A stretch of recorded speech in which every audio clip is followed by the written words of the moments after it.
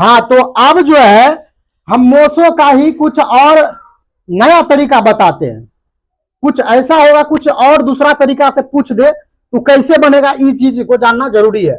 कहीं कहीं देखेगा लिखा हुआ रहेगा, जैसे एग्जांपल में 120 का ओभाज गुणनखंड, ओभाज गुणनखंड, गुणनखंड बतावे या बनावे, ऐसे रहेगा।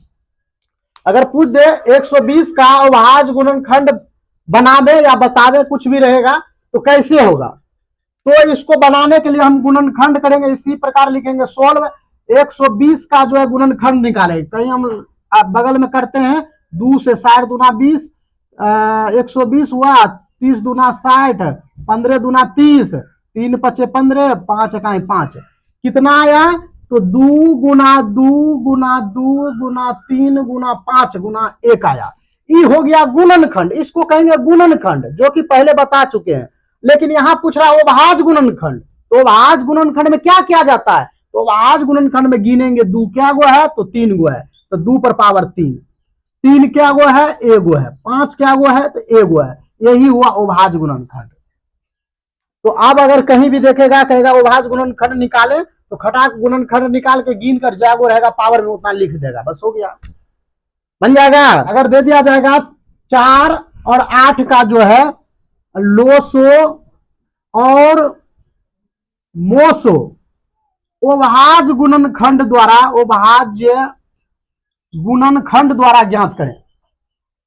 ध्यान देना है, ओभाज्य गुणनखंड द्वारा कर रहा है लोसो और मोसो ज्ञात करने के लिए। तब क्या करेगा, इसको लिखेंगे सोल्व 4 का जो है हम गुणनखंड निकालेंगे और 8 का निकालेंगे। ओभाज्य गुणनखंड निकालना है, तो 4 का गुणनखंड कितना होता है, 2 गुना 1 होता है ना। तो लिखेंगे अभाज्य गुणनखंड करा है, तो 1 पर पावर 1 गुना 2 पर पावर 2, ये हुआ ओभाज्य गुणनखंड।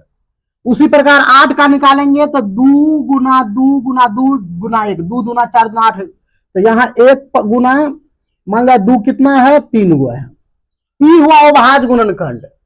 ये तो गुणनखंड है, यहाँ का ओभाज्य गुणनखंड विधि द्वारा, तो ओभाज्य गुणनखंड यही है। इसका मोसो निकालना है, तो इसीलिए मोसो बराबर क्या होगा, तो दोनों में जो मिल रहा है वो महत्तम होता है। एक में 2 गुना 1 है, तो 2 क्या हुआ है, 2 गो है, तो लिखेंगे 1 गुना 2 2 गो, यानी पावर 2 लिखेंगे डायरेक्ट। क्या हुआ, 2 दूना 4 गुना 1, तो 4, मोसो आया 4।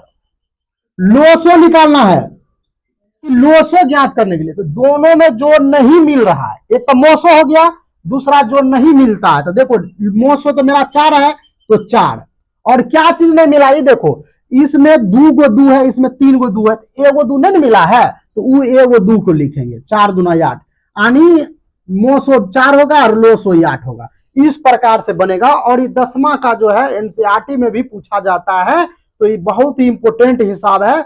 जो विद्यार्थी अभी समझ रहा है वो 10वां में जानिए, कम से कम 2 से 3 नंबर लाने लेगा। तो समझ में आ गया कैसे बनेगा, क्लियर है। उसी प्रकार हम नेक्स्ट कुछ अगला, तो पता चल गया कि मोसो और लोसो कैसे बनाया जाता है। कोई भी प्रकार का मोसो रहे, ओभाज्य गुणनखंड विधि कहे या भाग विधि या गुणनखंड विधि, तो आसानी से बन जाएगा। उसी प्रकार दूसरा हिसाब है, करा 4 और 12 का सर्वनिष्ठ गुणनखंड ज्ञात करें। बहुत ही बेहतरीन हिसाब है, सर्वनिष्ठ गुणनखंड का रहा है, ये नवोदय में पूछा गया हिसाब है। तो सर्वनिष्ठ गुणनखंड कैसे बनेगा, तो हम लिखेंगे सोल्व, इसको उसी तरीका से फिर गुणनखंड निकालना है। तो 4 का गुणनखंड क्या होगा, 1 गुना 1 2 4, यही होगा। एक यानी 4 जो है क्या क्या चीज से कट सकता है, 4 जो है 1 से कटेगा, 2 से कटेगा, 4 से कटेगा, 3 से तो नहीं कटेगा। उसी प्रकार का 12 क्या क्या चीज से कटेगा, तो 1 से कटेगा, 2 से कटेगा, 3 से भी कटेगा, 3 चौके 12, 3 से भी कटेगा, 4 से भी कटेगा, 6 से भी कटेगा, 12 से कटेगा। यानी सर्व गुणनखंड अगर ज्ञात करना कहीं हो, कहेगा सर्वनिष्ठ गुणनखंड ज्ञात करें, ऐसा हिसाब देखेगा, तो जो भी अंक दिया हुआ रहे, 2 अंक रहे, 3 अंक रहे, या 4 अंक रहे, या 10 अंक रहे, उस सभी का क्या क्या चीज से वो कट सकता है, उसका गुणनखंड निकाल लेना है। उसके बाद जो है उसका गुणनखंड निकालने के बाद जो मिल रहा है, जो मिल रहा है सब में, वही है सर्वगुणन। तो देखो यहां सर्वनिष्ठ गुणनखंड क्या है, तो लिखेंगे इसीलिए 4 और 12 का सर्वनिष्ठ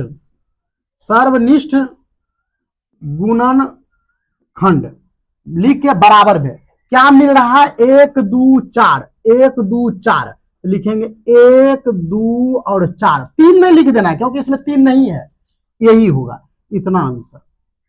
तो कैसे हुआ ये समझ में आया? समझ गया? आसान है ना?